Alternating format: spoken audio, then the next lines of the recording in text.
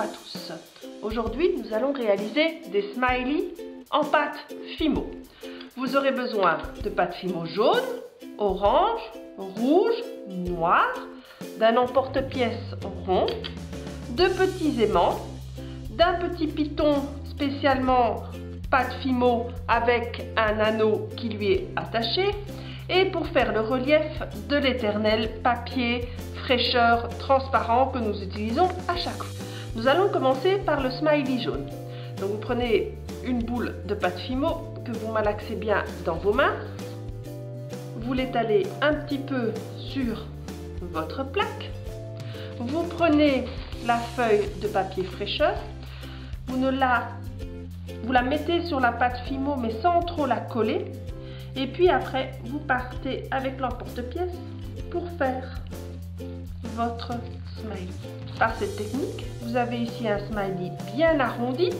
Il est un peu épais, donc nous allons le couper pour obtenir la taille de smiley désirée. Vous le formez pour qu'il fasse un beau rond et qu'il rentre bien dans l'emporte-pièce. Vous avez la base du premier smiley jaune. Nous avons assez de pâte pour faire un deuxième smiley. Et voilà, tous les deux prêts à recevoir leur visage que nous ferons tout à l'heure avec les autres smileys. Nous pouvons maintenant réaliser le smiley rouge. Même technique, on malaxe bien la pâte, on la tourne entre les mains. On la pose sur la plaque et on l'étale un tout petit peu. On reprend notre papier fraîcheur. En fonction de la taille du smiley, vous pouvez appuyer plus ou moins fort sur votre pâte et nous coupons avec l'emporte-pièce. Le papier fraîcheur permet de donner un arrondi à la pâte, ce que vous n'auriez pas si vous l'utilisiez sans papier fraîcheur. De nouveau, on coupe si le smiley est un petit peu trop épais. Nous avons donc ici notre deuxième rond prêt à recevoir le smiley. Alors ici, nous allons faire un petit smiley avec un clin d'œil au diable rouge.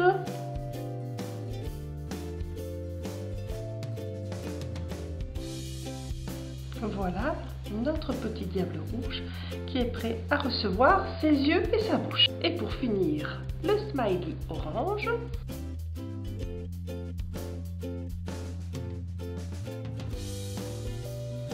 Nous avons donc nos bases qui sont prêtes pour y mettre les yeux et la bouche. Donc nous allons maintenant faire les yeux et les bouches avec le noir. Alors pour ça, il faut prendre un noir, l'affiner un maximum en le roulant sur votre plaque de travail pour en faire un tout petit filet, le plus fin possible, parce que sinon la bouche et les yeux seront disproportionnés par rapport à la taille du smiley.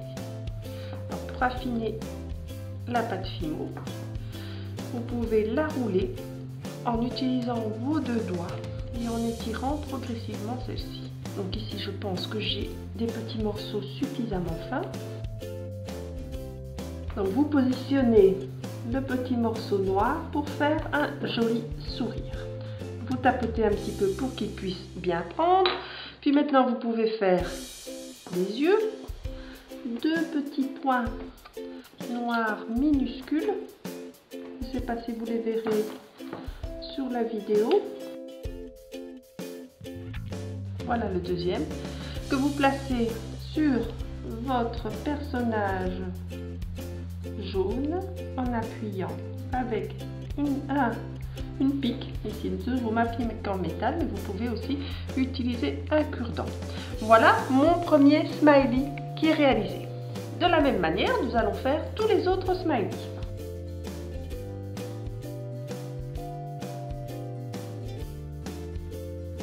Voilà pour le deuxième jaune. Notre petit diable rouge maintenant.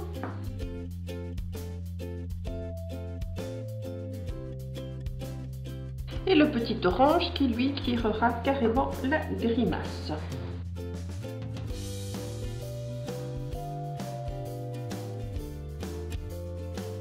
Alors si vous voulez mettre des aimants derrière les petits visages et que vous voulez que l'aimant soit à l'intérieur de la pâte Fimo et ne dépasse pas, vous pouvez faire avant la cuisson un petit trou derrière la pâte Fimo qui vous servira à poser l'aimant à l'intérieur. Avant la cuisson de 30 minutes à 110 degrés, nous allons placer notre petit piton en haut du smiley, comme cela. Quand il sortira du four, il sera prêt à être utilisé.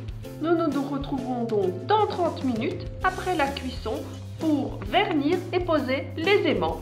Nous voilà de retour après une demi-heure de cuisson.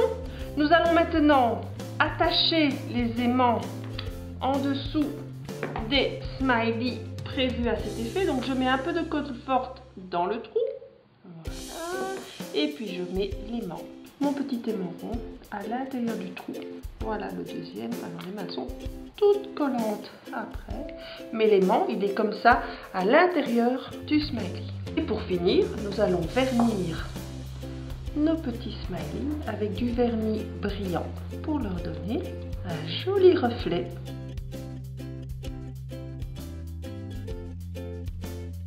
Laissez-les sécher au moins une demi-heure et vous pourrez les utiliser pour laisser vos messages d'humeur sur votre frigo ou votre trousse d'école. Merci d'avoir regardé. Si vous avez aimé, vous pouvez laisser un pouce bleu ou vous abonner pour d'autres vidéos. À bientôt!